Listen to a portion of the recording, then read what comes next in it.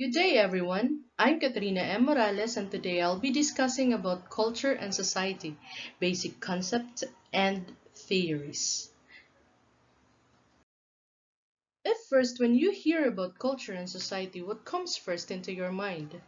Yes, culture and society is part of our daily living, and we come across to these terms very often. But what is culture really is? Culture is derived from the Latin term cult or cultus, meaning tilling or cultivating or refining and worship. It means cultivating and refining a thing such to an extent that its end product evokes admiration and respect. So when we say refine, it means that it has undergone a process that takes off its impurities. So therefore, we can say that culture is today's culture is way better than before. Another definition of culture is that culture refers to cumulative deposits of knowledge, experience, beliefs, values, attitudes, meanings, hierarchies, religion, notion of times, roles, spatial relations, concepts of the universe, and material objects and positions acquired by a group of people in a course of generation through individual and group striving. According to Robert Coles, an anthropologist, culture is an integrated system of learned behavior patterns that are characteristic of members of any given society. Culture is a total way of life of particular groups of people. It includes everything that a group of people thinks, says, does, and makes. It's a system, attitude, and feelings. Culture is learned and transmitted from generation to generation. So, if culture is transmitted and learned from generation to generation, so culture already existed way before our grandparents were born. To further understand culture, it is useful to examine closely the culture's aspects, elements, and characteristic.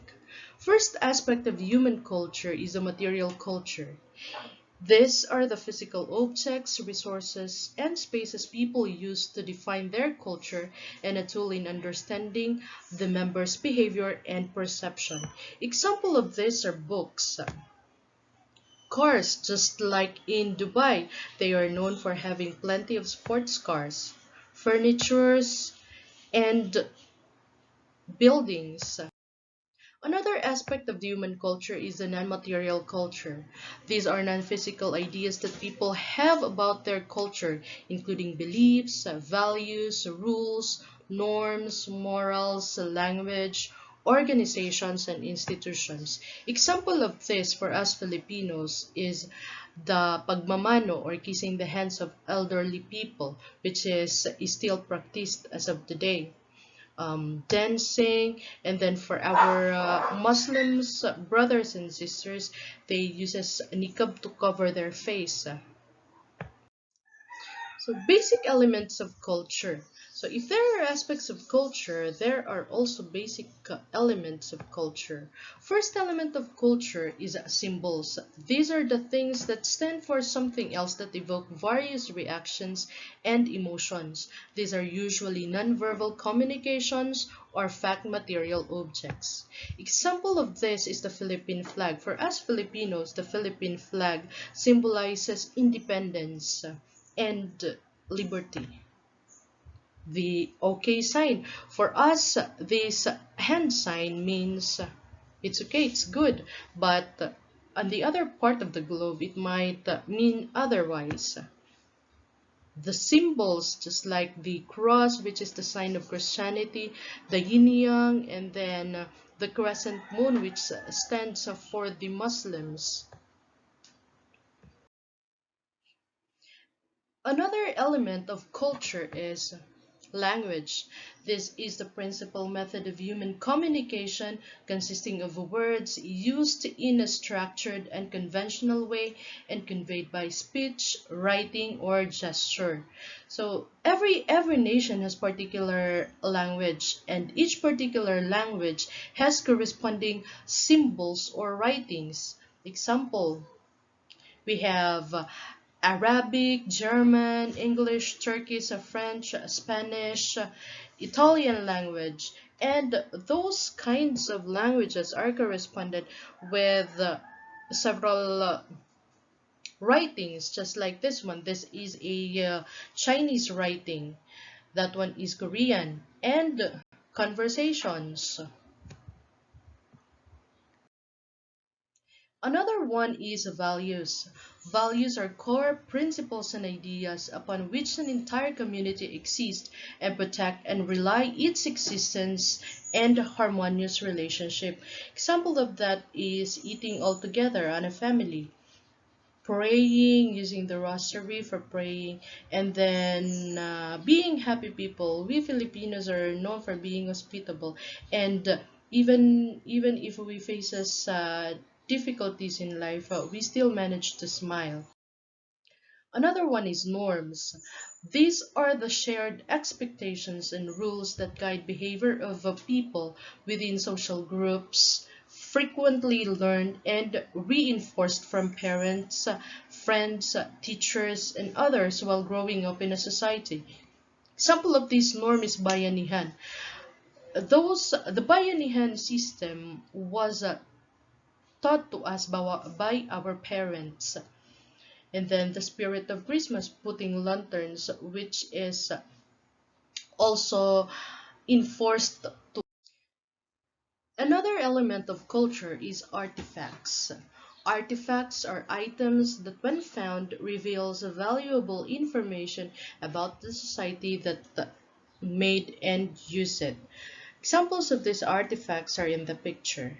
Other one is that they plays an important key in solving problems or identifying what was the culture of the previous generations. Let's now go to the characteristic of culture. First characteristic of culture is that culture develops through generations. It exists way before we were born, so it is not biological and hereditary. We learn culture from our environment, practices from family, our neighbors' way of living, teaching from school and others. This process of learning culture is called inculturation. Another characteristic of culture is that culture is shared.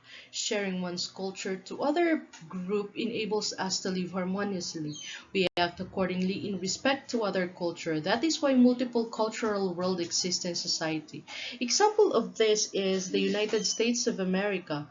United States is considered as a melting point because several cultures are present in that place, just like Philippine culture, Chinese culture. There are several kinds of culture that are present, but still they were able to live harmoniously. Another characteristic is symbolic. Symbol is something that stands for something else and has only meaning if people in a culture agree on their use. Language is the most important symbolic component of culture. Another one is culture is integrated. Various parts of culture are interconnected. To fully understand culture, one must learn all its parts. Culture is dynamic. Culture interacts and change. Culture are shared. That is why we tend to adopt other cultures so we don't have problems when our environment changes. Now let's talk about the theory of cultural determination.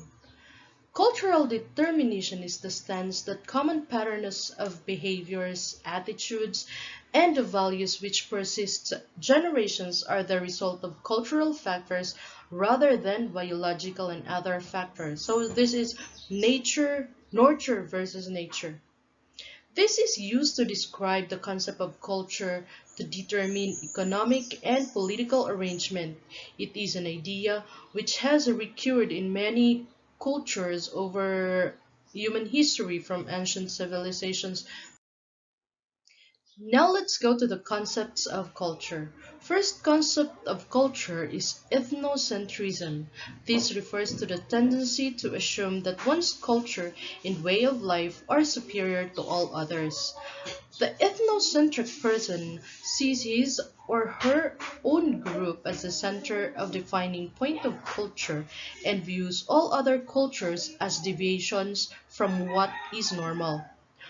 On the other hand, cultural relativism views people's behavior from the perspective of their own culture. It places a priority on understanding other cultures rather than dismissing them as strange or exotic.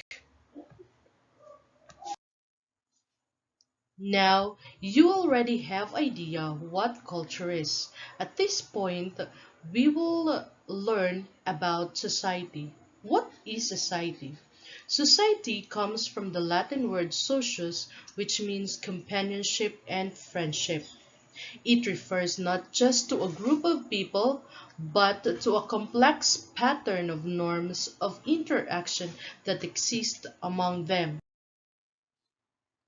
Society, from functional point of view, is defined as a complex of groups in reciprocal relationships interacting upon one another, enabling human organism to carry on their life activities and helping each person to fulfill his wishes and accomplish his interest in association with his fellows. On a structural point of view, society is a total social heritage of both ways, mores, and institutions and habits, sentiments, and ideas. Elements of society. First is differences. Individuals, in spite of their likeness, are unique from each other. Society prospers with the differences in thoughts, ideas, viewpoints, and others. Interdependence. Another element of society is interdependence. No man can live alone. We are particular with that saying. Society implies interdependence. Members of society are alike, and when they are aware of their likeness, they differentiate against those who are not like them. Another element of society is likeness.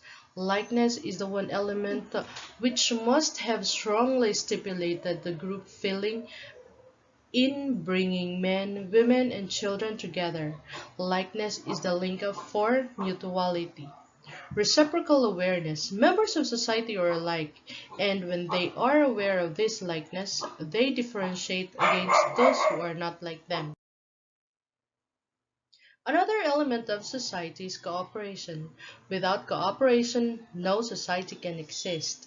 We all know that without cooperation, society will just be in plain chaos. According to P. Gilsberg, cooperation is the most elementary process of social life, without which a society is impossible. Conflict.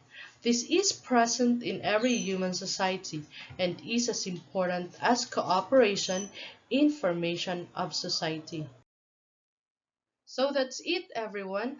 That is our society and culture. I hope you have learned something. Thank you and till next time.